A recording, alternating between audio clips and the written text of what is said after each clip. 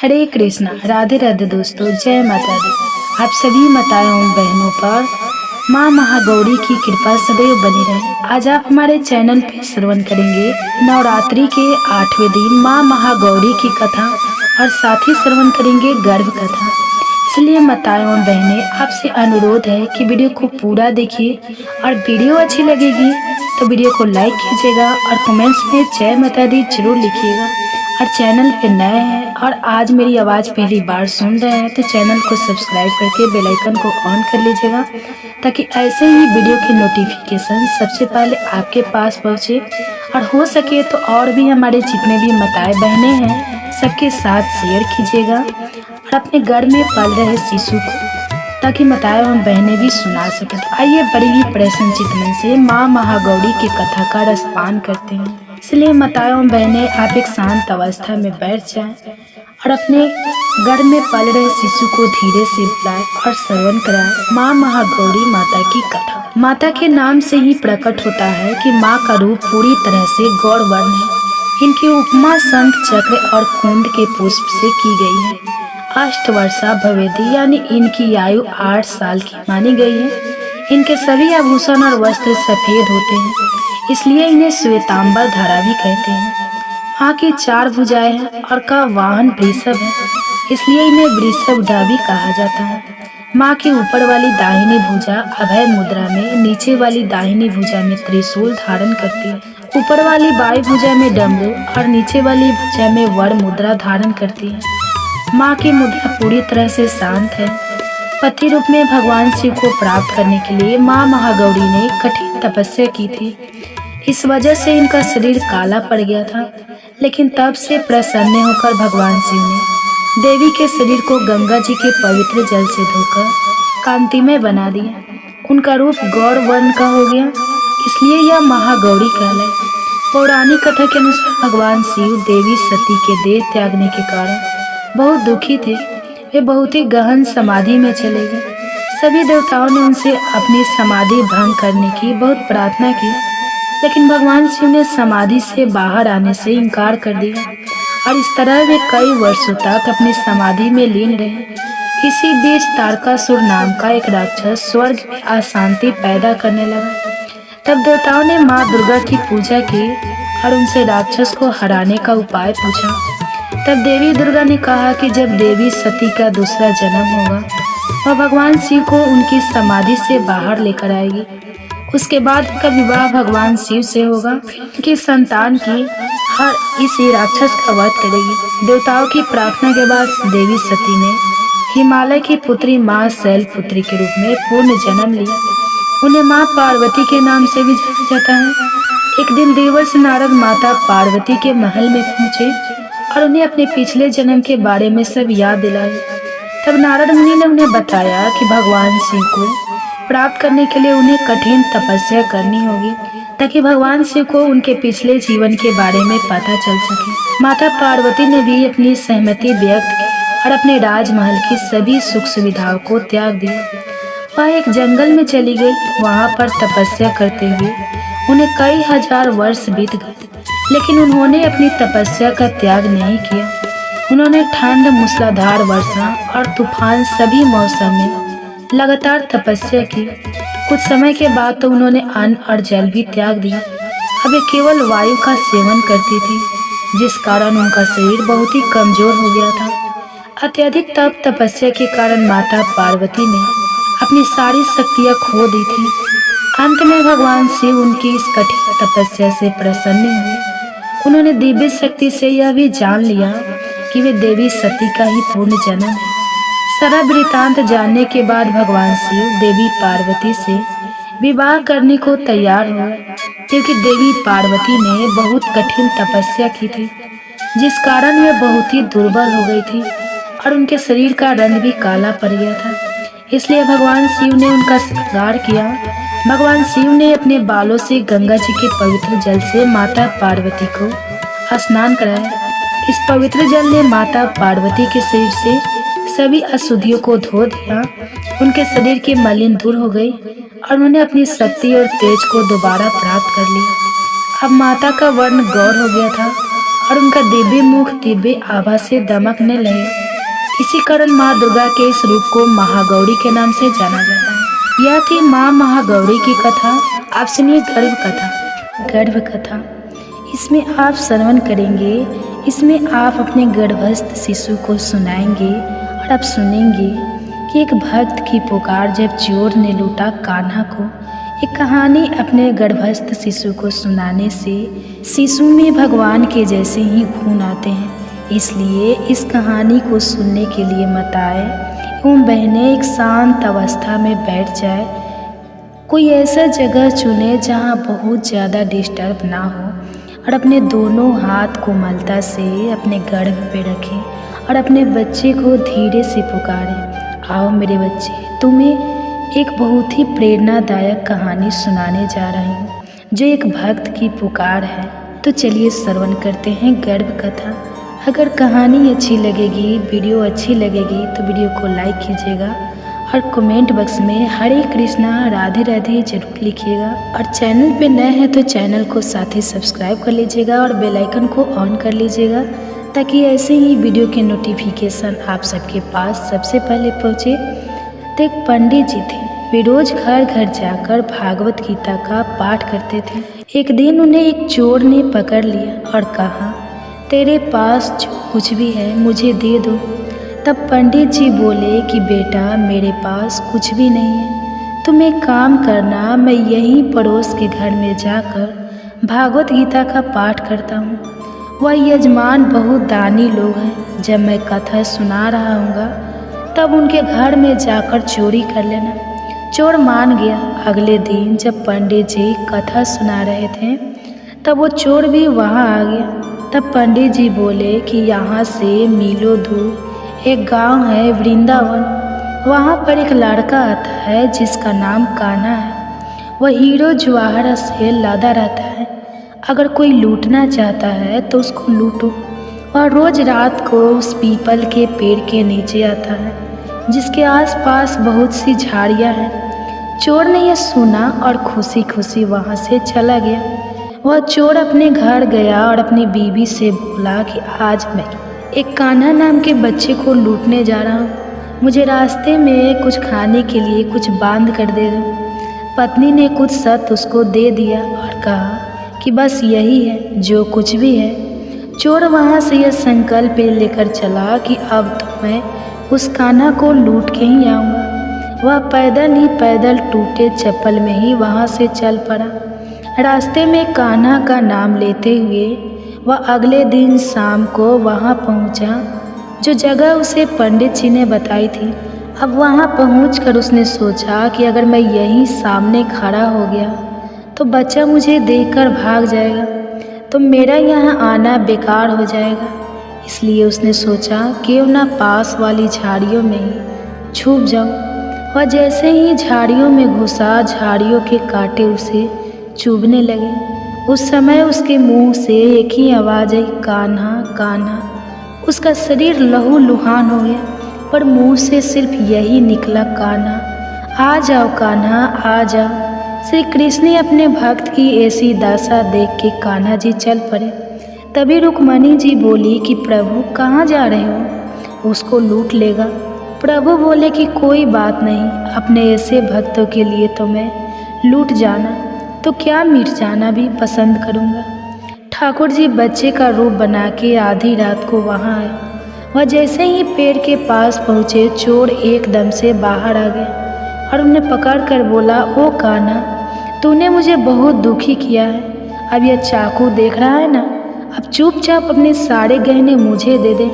कान्हा जी ने हंसते हुए उसे सब कुछ दे दिया। चोर हंसी खुशी अगले दिन अपने गांव में वापस पहुंचे। सबसे पहले उसी जगह गया जहां पर पंडित जी कथा सुना रहे थे।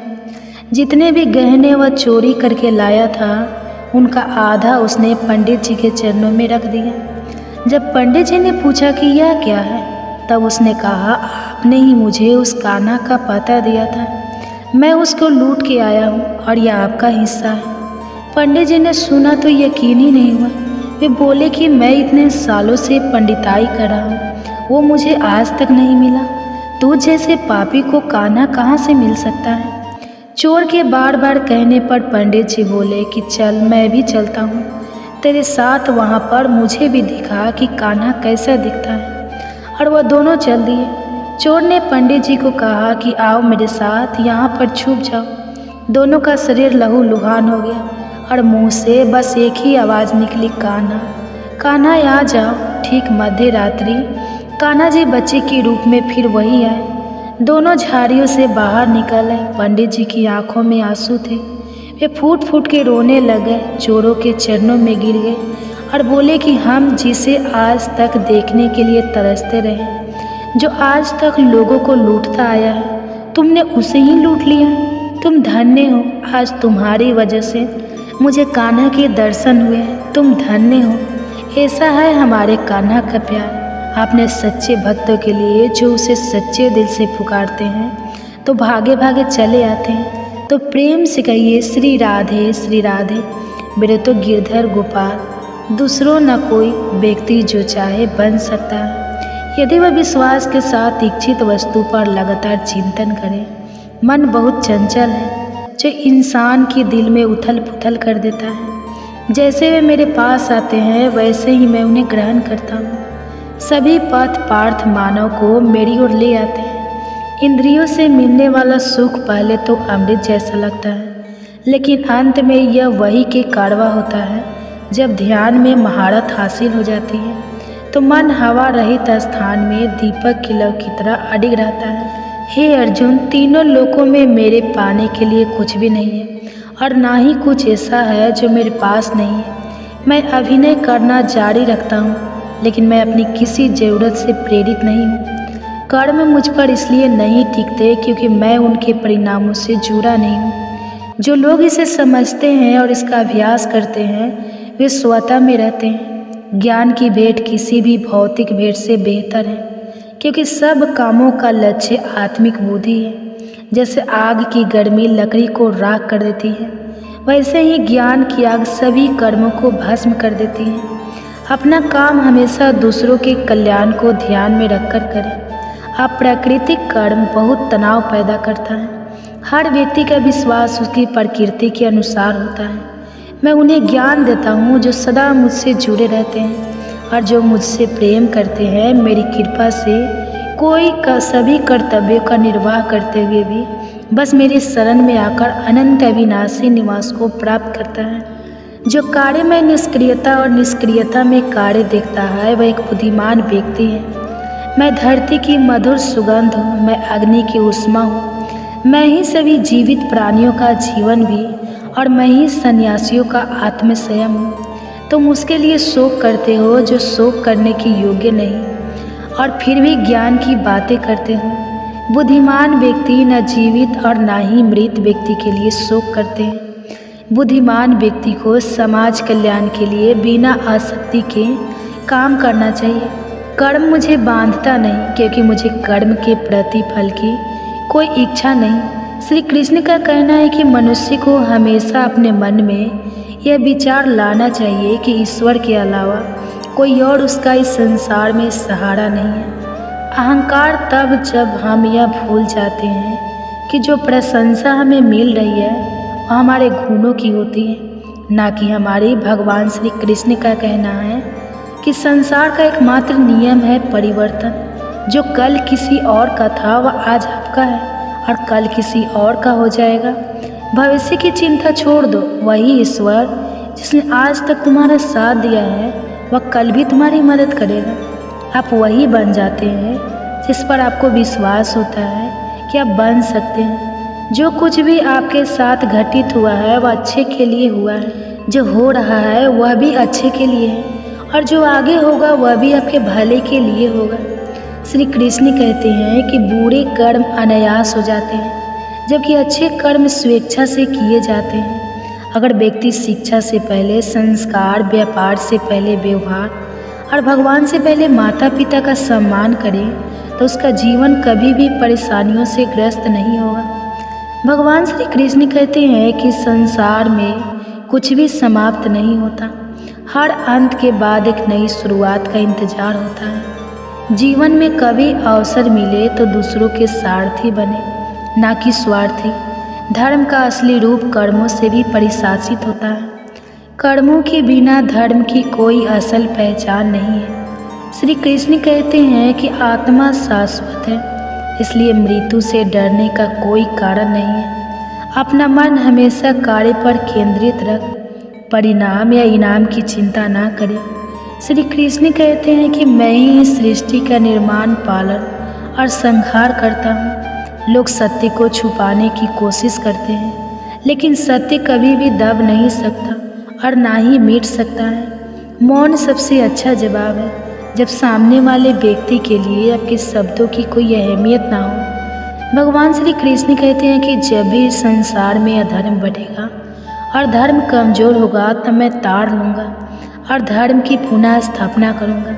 मनुष्य की आस्था की असली परीक्षा तब होती है जब उसे उसकी इच्छाएं ना मिले, फिर भी वह भगवान के प्रति आभार महसूस करे।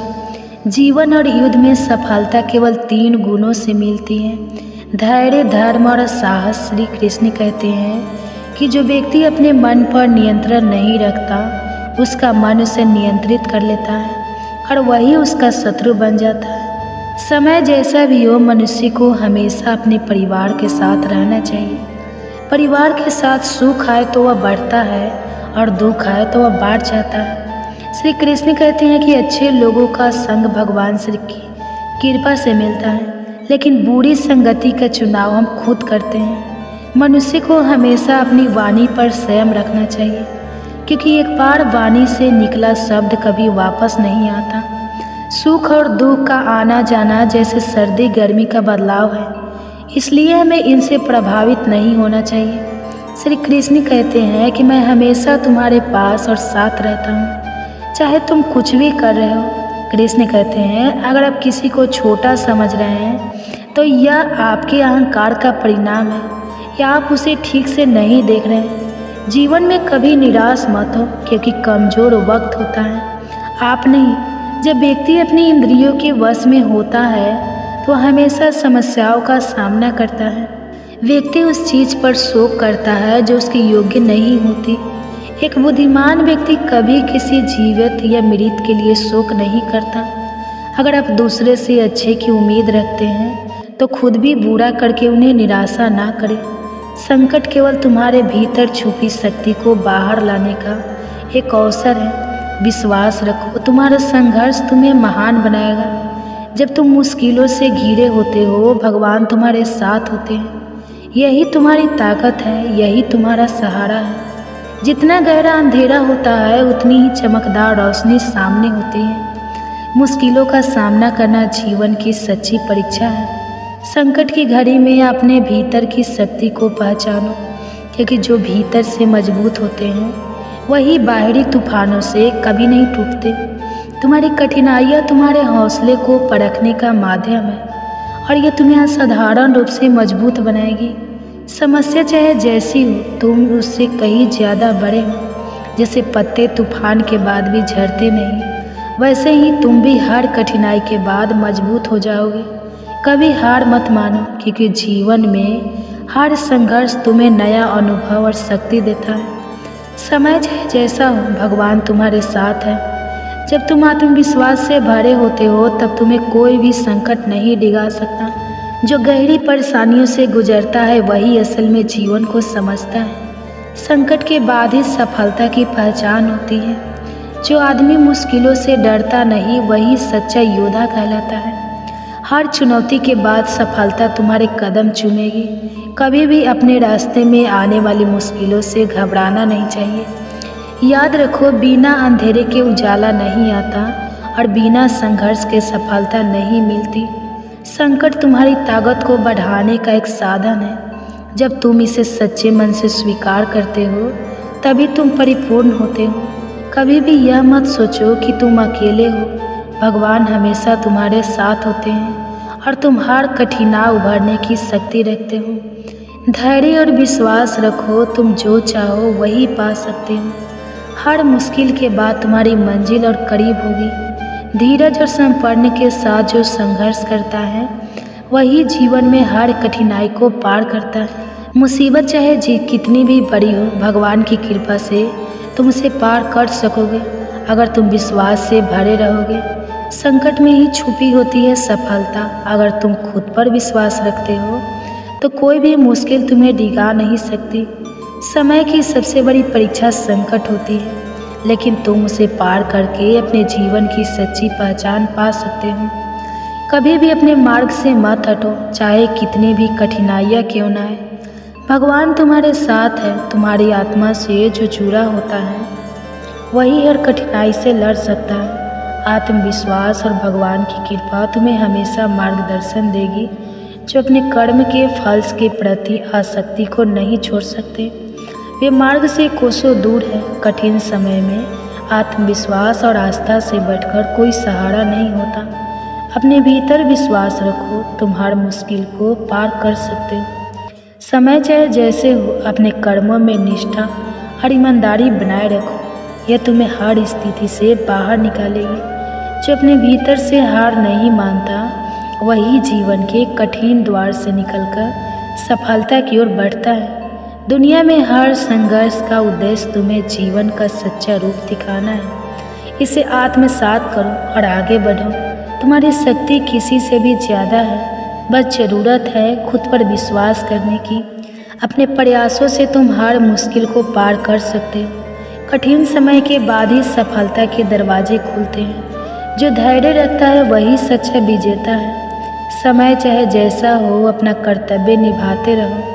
सफलता के हर कदम में यही तुम्हारी जीत छिपी है। जब तक तुम अपने लक्ष्य पर ध्यान केंद्रित रहते हो, कोई भी कठिनाई तुम्हारे रास्ते को नहीं रोक सकती। सच्ची सफलता और निर्भयता का रास्ता कठिनाइयों से होकर जाता है। इसलिए हर मुश्किल को एक अवसर समझो। जब तुम्हारा विश्वास अडिग हो तो कोई भी परेशानी तुम्हें विचलित नहीं कर सकती। तुम्हारी सबसे बड़ी ताकत तुम्हारा आत्मविश्वास है। हर मुश्किल के पीछे एक अदृश्य ताकत होती है जो तुम्हें अपने असली रूप में ढालने के लिए कार्य करती है। कभी भी अपनी ताकत का मूल्य मत आंकिए, वह तुम्हारे भीतर ही है, बस उसे पहचानने की ज़रूरत है। कठिन समय में अपने आत्मबल को पहचानो, यह तुम्हारे जीवन का सबसे बड़ा साथी है। अपने कार्यों में निष्ठा रखो और कठिन समय से डरने की बजाय उसका सामना करो, तभी तुम सच्ची सफलता पा सकते हो। मुसीबतें इसलिए आती है ताकि तुम्हारी आत्मा और भी शुद्ध हो सके। उसे स्वीकार करो और आगे बढ़ो। संकट के समय में जो खुद पर विश्वास रखता है वही सच्चा विजेता होता है। कभी मत सोचो कि तुम अकेले हो, भगवान हमेशा तुम्हारे साथ होते हैं। तुम जितने भी बड़े संघर्ष से गुजरो उतने ही ताकतवर बनोगे। सफलता उन लोगों की होती है जो कठिनाइयों को अपनाते हैं और उन्हें अवसर के रूप में बदलते हैं। जो आत्मविश्वास के साथ जीवन जीता है उसके रास्ते में कोई भी कठिनाई और भगवान की कृपा तुम्हें हर कठिनाई से बाहर निकाल सकते हैं। गर्भ गीता एक अनमोल ग्रंथ है जिसमें संपूर्ण जीवन का दिव्य रहस्य समाया हुआ है। यह केवल शब्दों का संग्रह नहीं बल्कि आत्मा को मुक्त करने वाली अमृत वर्षा है। स्वयं श्री कृष्ण भगवान ने कहा है कि जो भी श्रद्धा और भक्ति से इस गर्भ गीता का मनन करता है वह जन्म मरण के चक्र से मुक्त हो जाता है और मोक्ष को प्राप्त करता है। यह ग्रंथ न केवल आत्मा की शुद्धि करता है बल्कि गर्भवती महिलाओं के लिए भी अत्यंत शुभ है। ऐसी मान्यता है कि जो माता अपने गर्भकाल में श्रद्धा से गर्भ गीता का श्रवण करती है उसका शिशु संस्कारी, बुद्धिमान और दिव्य गुणों से युक्त होता है। वह न केवल अपने परिवार बल्कि पूरे समाज के लिए आदर्श बनता है। अतः हर व्यक्ति को गर्भ गीता का पठन, मनन और अनुशीलन अवश्य करना चाहिए, क्योंकि इसमें जीवन को सच्चे अर्थों में धन्य बनाने की शक्ति है। गर्भ में मिलने वाले कष्ट का कारण श्री कृष्ण अर्जुन से कहते हैं। प्राणियों को मिलने वाले कष्ट के बारे में बताते हुए कहते हैं कि माँ के गर्भ में आने के बाद एक आत्मा मांस, मज्जा और गंदे खून से घिरा रहता है। जब वह गर्भ में 6 माह का होता है तो दुर्गंध के बीच रहना पड़ता है। ऐसे में गर्भ में पल रहा प्राणी सोचता है, आखिर मैंने पूर्व जन्म में ऐसा कौन सा अधर्म किया था जो मुझे इस नरक में आना पड़ा। गर्भ में पल रहा प्राणी ईश्वर से कहता है, हे प्रभु, मैं मोह से भरी दुनिया में जन्म नहीं लेना चाहता, परंतु ईश्वर उसकी बातों को अनसुना कर देते हैं। श्री कृष्ण अर्जुन को बताते हैं कि माँ के गर्भ में प्राणियों को मृत्यु लोक से भी ज़्यादा कष्ट भोगना पड़ता है, परंतु कौन सा प्राणी कितना कष्ट भोगे वह उसके पूर्व में किए गए कर्मों पर निर्भर होता है। गर्भ में रहकर वह आत्मा अपने पूर्व जन्मों के किए बुरे कर्मों पर पछताता है और गर्भ के कष्टों को देखकर अपने किए गए कर्मों पर विचार करता है। लेकिन जैसे जैसे उसके जन्म की तारीख नज़दीक आती है, वैसे वैसे वह अपने पूर्व जन्म की बातों को भूलने लगता है और जन्म लेने के बाद उसे कुछ भी याद नहीं रहता। अगर आप भी ऐसे ही आध्यात्मिक और ज्ञानवर्धक विषयों पर गहरी समझ प्राप्त करना चाहते हैं तो हमारे YouTube चैनल को वंदना काव्या को सब्सक्राइब करें और वीडियो को लाइक करें। अपने विचार हमें कमेंट्स में ज़रूर बताएं और इस दिव्य ज्ञान को अधिक से अधिक लोगों तक पहुंचाने के लिए इसे शेयर जरूर करें। महाभारत में अभिमन्यु, वीर अभिमन्यु ने 16 वर्ष की आयु में उस चक्रव्यूह को तोड़ा जिसे बड़े बड़े विशेषज्ञ भी नहीं भेद सके, क्योंकि जब अर्जुन सुभद्रा को चक्रव्यूह भेदना सिखा रहे थे तब अभिमन्यु गर्भ में था। मार्कंडेय पुराण में सती मदालसा गंधर्व पुत्री और राजा रथ दवर्जी रानी थी। सती मदालसा के बारे में कहा जाता है कि वो अपनी संतान के गुण, कर्म और स्वभाव को पहले ही घोषित कर देती थी और फिर वैसे ही विचार, कर्म, रहन सहन, आहार और व्यवहार अपना लेती थी, जिसे संतान बिल्कुल वैसी ही होती थी जैसी वह चाहती थी। विष्णु पुराण में प्रहलाद का वर्णन है। प्रहलाद का जन्म हिरण्यकश्यप नामक राक्षस के परिवार में हुआ था, लेकिन उनकी माँ अपनी गर्भावस्था के दौरान कुछ समय के लिए देवर्षि नारद के आश्रम में रही, जहाँ देवर्षि उन्हें भगवान विष्णु की कथा सुनाते थे, जिसके परिणाम स्वरूप वे भगवान विष्णु के भक्त बन गए। उन्होंने अच्छाई का पक्ष लिया और सभी बुराइयों से दूर रहे। गर्भ संस्कार एक दिव्य ग्रंथ है जिसमें श्री कृष्ण की वाणी अमृत के समान प्रभावित होती है। इसके 18 अध्याय और 700 श्लोक है। केवल शब्द नहीं बल्कि मानवता के लिए मार्गदर्शन है जो आत्मा की गहराइयों तक स्पर्श करते हैं। विशेष रूप से यदि कोई गर्भवती महिला इस ग्रंथ का श्रवण करती है तो उसके गर्भ में पल रहे शिशु का मानसिक एवं आध्यात्मिक विकास होता है। इससे संस्कारी, बुद्धिमान एवं श्रेष्ठ संतान की प्राप्ति होती है। इसलिए गर्भवती महिलाओं को गर्भ गीता का पाठ अवश्य करना चाहिए, जिससे उसका संतान उत्तम विचारों वाला और दिव्य गुणों से युक्त हो सके। यह ग्रंथ न केवल आध्यात्मिक उत्थान का मार्ग दिखाता है, बल्कि यह भी स्पष्ट करता है कि मनुष्य को अपने जीवन में कौन कौन से कर्म करना चाहिए और किन पापों से बचना चाहिए। इसमें जीवन का सार समाहित है जो हर व्यक्ति को एक सच्चे और पवित्र जीवन की ओर प्रेरित करता है। लेकिन इसके अतिरिक्त भी एक रहस्यमय ज्ञान है, गर्भ गीता। गर्भ गीता यह कोई अलग ग्रंथ नहीं बल्कि गीता का ही एक पवित्र अंश है, जहाँ भगवान श्री कृष्ण और अर्जुन के बीच गूढ़ स्वाद प्रकट होता है। गर्भ गीता में कोई अध्याय नहीं होते, कोई सीमाएं नहीं होती। ये केवल जीवन और जन्म के रहस्य का एक गहरा स्वाद है। यहाँ श्री कृष्ण अर्जुन को यह समझाते हैं कि जीव क्यों जन्म लेता है, मृत्यु क्यों आती है और कैसे यह चक्र बार बार दोहराया जाता है। ये स्वाद केवल शब्दों का आदान प्रदान नहीं बल्कि आत्मा को झकझोर देने वाली सत्य की गर्जना है। यह हमें सोचने पर मजबूर करता है, क्या हम सच में जन्म और मृत्यु के इस चक्र से मुक्त हो सकते हैं? क्या कोई ऐसा मार्ग है जो हमें मोक्ष की ओर ले जाए? गर्भ गीता सिर्फ एक ग्रंथ नहीं बल्कि मानव जीवन का सबसे गहरा रहस्य खोलने वाली कुंजी है, जहाँ भगवान स्वयं हमें यह सिखाते हैं कि कैसे हम जन्म और मृत्यु के इस चक्र से स्वयं को मुक्त कर सकते हैं। अर्जुन का हृदय और भी व्यथित हो उठा। उसने व्याकुल स्वर में कहा, हे प्रभु, यह मन तो मतवाले हाथी के समान बेलगाम है। इसकी तृष्णा कभी समाप्त नहीं होती। यह 5 इंद्रियों के वश में है और इन पर सबसे अधिक प्रभाव अहंकार का है। यह अहंकार इतना बलवान है कि मनुष्य को पतन की ओर धकेल देता है। कृपया कर बताइए इस मन को कैसे वश में किया जाए।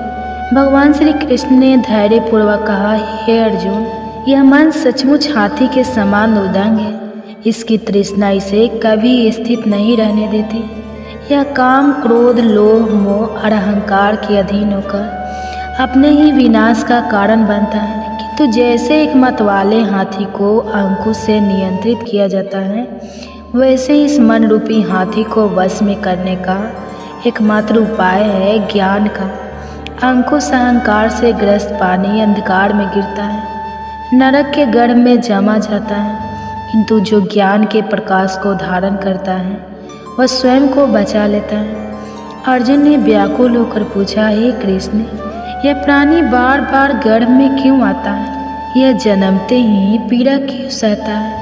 रोग, जरा और अत्यंत मृत्यु की कठोर मार इसे क्यों झेलनी पड़ती है? वह कौन सा पवित्र कर्म है जिससे यह जन्म मरण के बंधन से मुक्त हो सके? भगवान श्री कृष्ण ने गंभीरता से उत्तर दिया, हे अर्जुन, माँ को गर्भावस्था में एक कहानी जरूर सुननी चाहिए, जिससे गर्भस्थ शिशु को मानसिक संतुलन अच्छा रहता है। गर्भावस्था के दौरान सुनी जाने वाली कहानियाँ न केवल गर्भवती महिला के मानसिक और भावनात्मक स्वास्थ्य को सशक्त करती हैं, बल्कि गर्भ में पल रहे शिशु पर भी सकारात्मक प्रभाव डालती है। इस पौराणिक और प्रेरणादायक कहानी का उद्देश्य गर्भवती महिलाओं को आनंदित और शांत रखता है। बहुत समय पहले अयोध्या के पास ही एक सुंदर और समृद्ध राज्य था, विदेह नगर। इस राज्य के राजा महाराज धर्मपाल अपनी न्यायप्रियता और दयालुता के लिए प्रसिद्ध थे। उनकी पत्नी रानी सुशील अपनी सौम्यता और स्नेह के कारण पूरे राज्य में सम्मानित थी। विवाह के कई वर्षों बाद रानी गर्भवती हुई और पूरे राज्य में उत्सव का माहौल बन गया। राजमहल को सुंदर फूलों से सजाया गया, दीप जलाए गए और नगर के सभी लोगों की मिठाइयाँ बांटी गई। राजा और रानी बहुत खुश थे क्योंकि यह उनका पहला संतान था। राजमहल में विद्वानों, संतों और ऋषियों को बुलाया गया ताकि वे रानी के लिए उत्तम सलाह दें और आने वाले शिशु को संस्कारवान बनाने के लिए उचित मार्गदर्शन दें। एक दिन एक प्रसिद्ध ऋषि देवदत्त राजमहल में आए। राजा और रानी ने उनका उचित सत्कार किया और उनसे आशीर्वाद लिया। ऋषि देवदत्त ने रानी सुशीला को आशीर्वाद देते हुए कहा, रानी, यह समय अत्यंत पवित्र है। माता का आहार, विचार और वातावरण गर्भस्थ शिशु को प्रभावित करता है। जितना अधिक आप सुखद और शांतिपूर्ण विचारों में रहेगी, उतना ही आपका संतान तेजस्वी, बुद्धिमान और सद्गुणी बनेगा। रानी ने विनम्रता से पूछा, गुरुदेव, कृपया मुझे बताइए कि मैं अपने गर्भस्थ शिशु के लिए कौन से कार्य कर सकती हूँ जिससे वह उत्तम गुणों वाला बने। ऋषि देवदत्त ने मुस्कुराते हुए कहा, सुनो रानी, मैं तुम्हें एक महत्वपूर्ण कथा सुनाता हूँ जो तुम्हारे शिशु के लिए अत्यंत लाभकारी होगी। बहुत समय पहले की बात है, एक महान राजा थे, महाराज हरिश्चंद्र। वे सत्य के पुजारी थे और किसी भी स्थिति में झूठ नहीं बोलते थे। उनका राज्य धन धान्य से भरपूर था और प्रजा उनसे अत्यंत प्रेम करती थी। एक दिन भगवान विष्णु ने राजा की सत्यनिष्ठा की परीक्षा लेने का निर्णय लिया। वे स्वयं एक साधु के रूप में राजा के पास आए और उनसे गुरु दक्षिणा में संपूर्ण राज्य मांग लिया। राजा हरिश्चंद्र सत्य के इतने बड़े उपासक थे कि उन्होंने बिना किसी संकोच के अपना पूरा राज्य साधु को दान कर दिया। अब राजा रानी और उनका पुत्र रोहितासुर जंगल में रहने लगे। समय कठिन था, लेकिन राजा ने कभी सत्य का मार्ग नहीं छोड़ा। उन्होंने जीवन यापन के लिए एक शमशान में काम करना स्वीकार किया।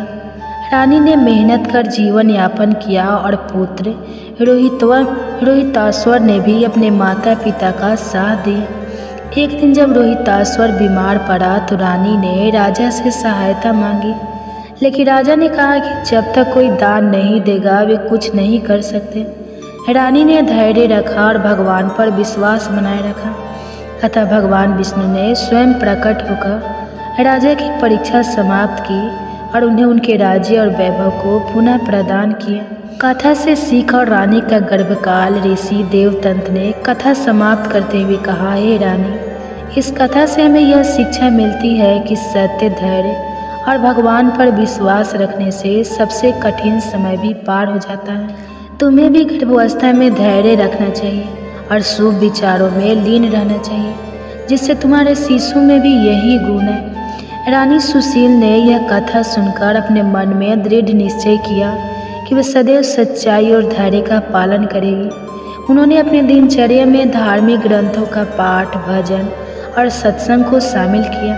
वे हर दिन भगवान की प्रार्थना करती और सकारात्मक कहानियाँ पढ़ती, जिससे उनके मन को शांति मिले। समय बीतता गया और रानी ने एक तेजस्वी पुत्र को जन्म दिया। पूरे राज्य में खुशी की लहर दौड़ गई। बालक जन्म से ही असाधारण था। उसकी आंखों में दिव्यता थी, उसका मन शांत था और वह अत्यंत बुद्धिमान था।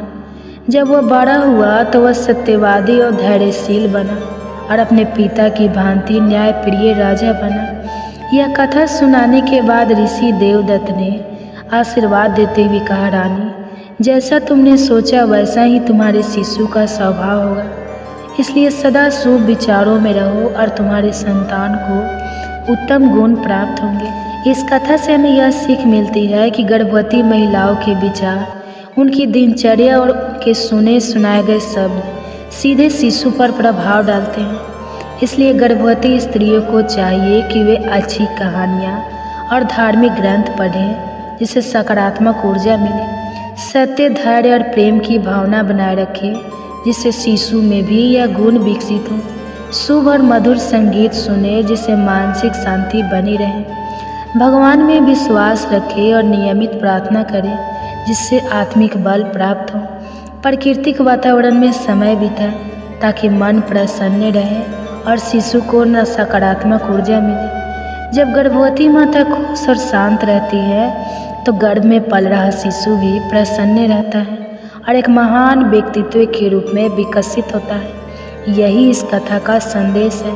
सत्य, धैर्य और प्रेम से हर कठिनाई को पार किया जा सकता है। हरे कृष्णा, राधे राधे। गर्भ कथा, जिसे प्रेगनेंसी में हर गर्भवती माता को जरूर श्रवण करना चाहिए। कहते हैं कि व्यक्ति योगिया के साथ योगी और भोगियों के साथ भोगी बन जाता है।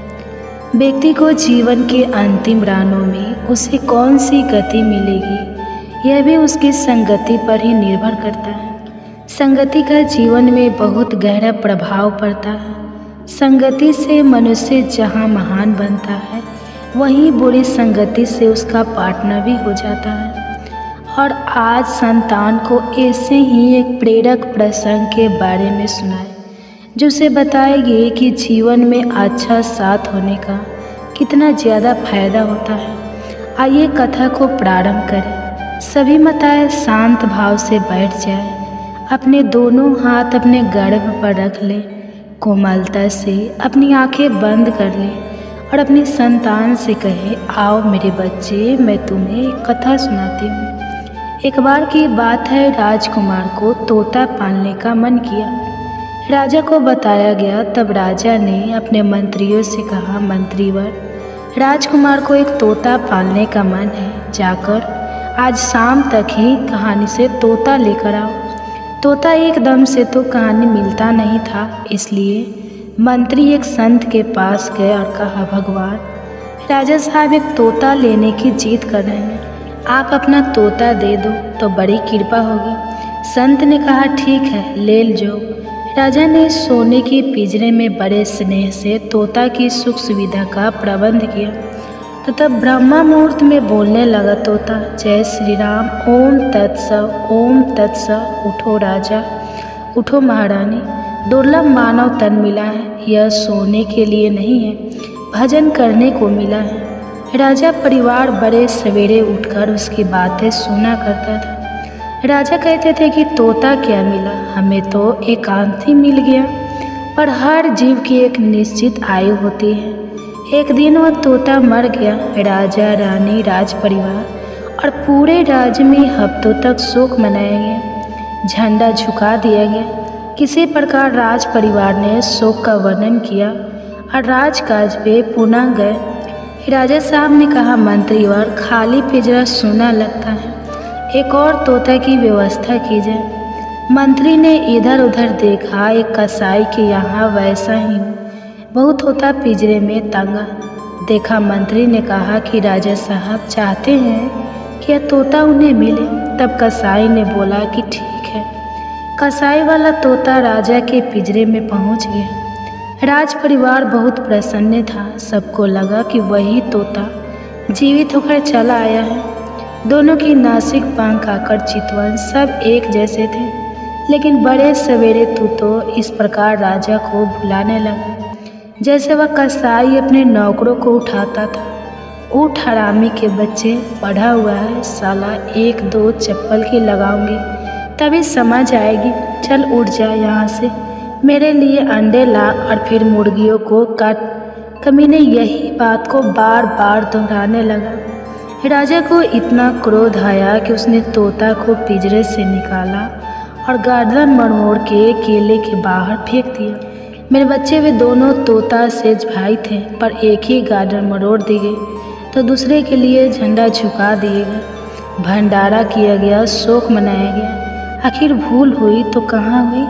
अंतर था दोनों की संगति का। मेरे बच्चे, हम सभी को यह मानव तन समाज रूप से मिला है। बच्चे, हम सभी को यह तनाव मानव जाति सब समाज रूप से मिला है, पर कोई उसे जीवन में ऐसे काम कर जाते हैं कि उन्हें सदियों तक सब याद रखते हैं।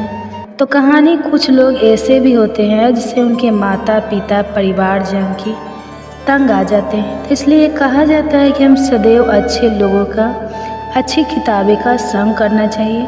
वही हमारे जीवन की गाड़ी को सही रास्ते पे ले जाते हैं और अंत समय हमारी गति को कम करते हैं। कबीर दास जी ने बड़े ही सरल शब्दों में कहा है, कबीर तन पंछी भाया, जहाँ मन तहाँ उड़ी जाए। जो जैसी संगति करे सो पैसा फल वैसा ही पाए। अर्थात कबीर दास जी कहते हैं कि हमारा तन एक पक्षी की तरह है, उसके पास आज़ादी भी है। वह चाहे जिस दशा में उड़ सकता है, पर उसे यह समझना चाहिए कि वह जहाँ जाएगा, उनकी संगति करेगा, उसे अपने जीवन में वैसे ही परिणाम मिलेंगे। इसलिए हमें ध्यानपूर्वक एक एक काम बढ़ाना चाहिए। अपनी संगति पर सदैव पैनी नज़र रखनी चाहिए। मेरे बच्चे, चलो अब आज के लिए इतना ही। अब तुम कृष्ण की वाणी सुनो। श्री कृष्ण कहते हैं, किसी भी व्यक्ति के अपने जीवन में सफल ना होने के सबसे मुख्य कारण होते हैं खुद पर भरोसा ना होना। जीवन में वही व्यक्ति सफल होता है जिसे खुद पर भरोसा हो। जिस व्यक्ति को खुद पर भरोसा नहीं है वह कभी भी सफल नहीं हो सकता। एक बार दानवीर कर्ण ने भगवान श्री कृष्ण से अपनी व्यथा सुनाई और कहा कि हे प्रभु, जब मैं पैदा हुआ तब मेरी माँ ने मुझे त्याग दिया, इसमें मेरा क्या अपराध था? द्रोणाचार्य ने मुझे शिक्षा देने के मना कर दिया क्योंकि वह मुझे क्षत्रिय नहीं मानते थे, इसमें भी मेरा क्या अपराध? और द्रौपदी के स्वयंवर में मुझे अपमानित किया गया क्योंकि महाराज परिवार का हिस्सा नहीं हूँ। जवाब में श्री कृष्ण ने कहा, हे कर्ण, जरा ध्यान से सुनो। मेरा जन्म हुआ तब मैं कारागार में था और मैं पैदा होते ही मेरी मृत्यु मेरा प्रतीक्षा कर रही थी। जिस रात मेरा जन्म हुआ था उस रात मुझे मेरे माँ बाप से अलग होना पड़ा, जहाँ पहुँचकर मुझे हर वो एक काम करना पड़ा जो एक गरीब परिवार में करना पड़ता है। गायों का गोबर हाथ से उठाना। जब मैं चल नहीं सकता था तब मुझ पर प्राण घातक हमले किए गए। मुझे मारने की बार बार कोशिश की गई। न मेरे पास बचपन में शिक्षा थी, न ही महल था, न कोई गुरुकुल था, न कोई विशाल सेना थी, लेकिन तब भी मेरे मामा मुझे उनका सबसे बड़ा शत्रु मानते थे। मेरा भी जीवन कई चुनौतियों से गुजरा है। यह बात इतना महत्वपूर्ण नहीं है कि जीवन में कितनी बार अपमानित होना पड़ रहा है, पर यह महत्वपूर्ण है कि आप उस अपमान का जवाब कैसे दे रहे हैं। आपके पास ज्ञान है जिसका आप इस्तेमाल कर पा रहे हैं, और इन सब चुनौतियों को पार करके कैसे आगे बढ़ते हैं। यह सब बात सबसे अधिक महत्वपूर्ण है। जब कुछ किताबों से ही सीखने को नहीं मिलता, कुछ मतलबी लोगों से भी बहुत कुछ सीखने को मिलता है। गलती उसी से होती है जो मेहनत से काम करता है। निकम्मे की ज़िंदगी में तो दूसरे की बुराई खोजने में ख़त्म हो जाती है। इज्जत इंसान की नहीं होती है, ज़रूरत की होती है। ज़रूरत ख़त्म तो इज्जत ख़त्म। बोलना सीखिए, वरना ज़िंदगी भर सुनना पड़ेगा। उड़ने में बुराई नहीं है, आप भी उतना ही उड़े जहाँ से ज़मीन साफ दिखाई देती है। सिर्फ वो लोग आपकी परवाह करते हैं जो आपको तब भी सुन सकते हैं जब आप चुप होते हैं। चिंता उतनी करिए जितने में काम हो जाए, उतना नहीं कि ज़िंदगी तमाम हो जाए। आप अपने शब्दों को चाहे जितनी भी समझदारी से बोलिए, लेकिन सुनने वाला अपनी योग्यता और अपने मन के विचारों के अनुसार उसका मतलब निकालता है। यकीन करो, जो तुम्हें भूल चुका है वो भी याद करेगा, बस उसके मतलब के दिन आने दो। कहानी ज़िंदगी की यही है कि इसमें मनचाहा किरदार नहीं मिलता। ज़िंदगी तो अपने दम पर ही जाती है, दूसरे को कंधे पर तो सिर्फ जनाजे उठाए जाते हैं। आपकी मुस्कान आपके चेहरे पर भगवान के हस्ताक्षर हैं। उसे अपने आंसुओं से धुन ले या क्रोध से मिटने ना दे। कोई भी व्यक्ति हमारा मित्र या शत्रु बनकर संसार में नहीं आता। हमारा व्यवहार और शब्द ही लोगों को मित्र और शत्रु बनाता है। जो व्यक्ति हर वक्त दुख का रोना रोता है, उसके द्वार पर खड़ा सुख बाहर से ही लौट जाता है। जिसके पास उम्मीद और आस है, वह जिंदगी के हर इम्तिहान में पास है। हर कोई अपना नहीं होता और यही सच है। कितने अजीब है यह जमाने के लोग, खिलौना छोड़कर जज्बातों से खेलते हैं। महान दिमाग विचारों की चर्चा करता है, औसत दिमाग घटनाओं की चर्चा करता है और छोटा दिमाग लोगों की चर्चा करता है। अहंकार ना पालिए, वक्त के समंदर में कई सिकंदर डूब गए। इन 5 जगहों पर हमेशा चुप रहिए। पहला, जहां आपके शब्दों की कोई कीमत नहीं। दूसरा, जहां बोलने के बाद आपको पछताना ना करना पड़े। तीसरा, अगर आपके बोलने से किसी का दिल दुखता है। चौथा, अगर आप गुस्से में हो, क्योंकि गुस्से में इंसान बिना सोचे समझे कुछ भी बोल देता है। और पांचवा, जहाँ आपकी समझदारी से कोई सुनने वाला ना हो। किसी का कष्ट देखकर अगर तुम्हें भी कष्ट होता है तो समझ लेना तुम्हारी आत्मा में परमात्मा विराजमान है। सिर्फ सुकून ढूंढिए, ज़रूरतें कभी पूरी नहीं होती। ज़िंदगी में सारा झगड़ा ख्वाहिशों का है। ना तो किसी को गम चाहिए और ना ही किसी को कम चाहिए। जिसके इरादे हमेशा साफ होते हैं, कई बार लोग उसके ही खिलाफ होते हैं। जो तुमसे तंग आ जाए उसे छोड़ दो, क्योंकि बोझ बन जाने से याद बनना बेहतर है। झूठ की खरीदारी ज़्यादा दिन तक नहीं टिकती। सच एक ही सही अंत तक साथ देता है। किसी इंसान के आज को देखकर उसके भविष्य का मजाक मत उड़ाओ, क्योंकि समय में इतनी शक्ति है कि वह कोयलों को भी धीरे धीरे हीरे में बदल देता है। समय जब फैसला करता है तो गवाही की जरूरत नहीं होती।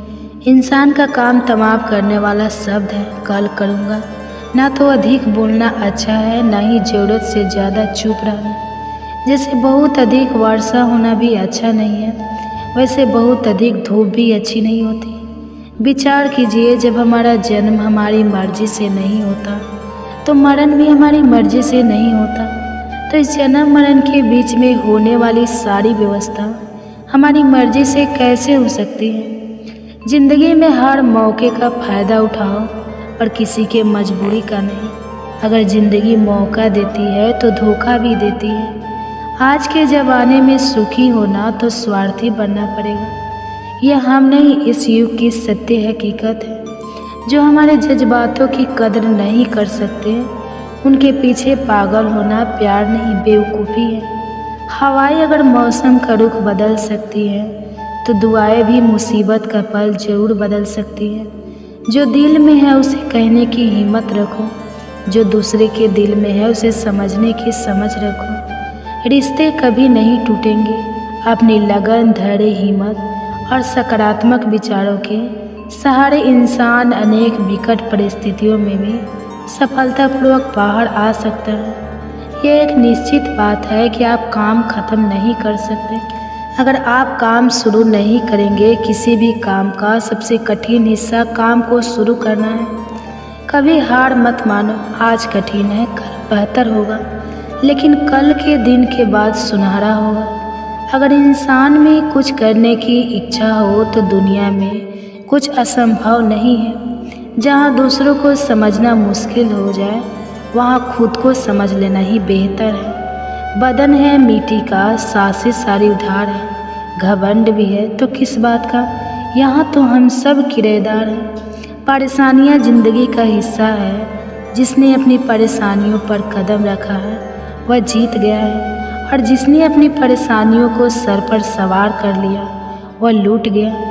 जीवन में कई बार हम बड़ी बड़ी परेशानियों से यूं ही निकल जाते हैं, मानो कोई है जो हमारा साथ दे रहा है, और उसी अदृश्य शक्ति को हम परमात्मा कहते हैं। इसलिए याद रखना, जब दुनिया साथ छोड़ दे तो ईश्वर आपका हाथ थाम लेता है।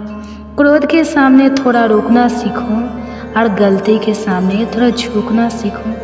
जो आपके हाथ में नहीं है, यदि उसका मुंह करोगे तो जीवन नर्क बन जाएगा। जीवन में इतना सबक तो मिल गया, फिक्र में रहोगे तो खुद चलोगे, बेफिक्र रहोगे तो दुनिया जलेगी। तन्हाई का एक अलग ही मज़ा है, इसमें डर नहीं होता किसी के छोड़ जाने। तुमने खुद को कमज़ोर मन रखा है, वरना जो तुम कर सकते हो कोई दूसरा नहीं कर सकता।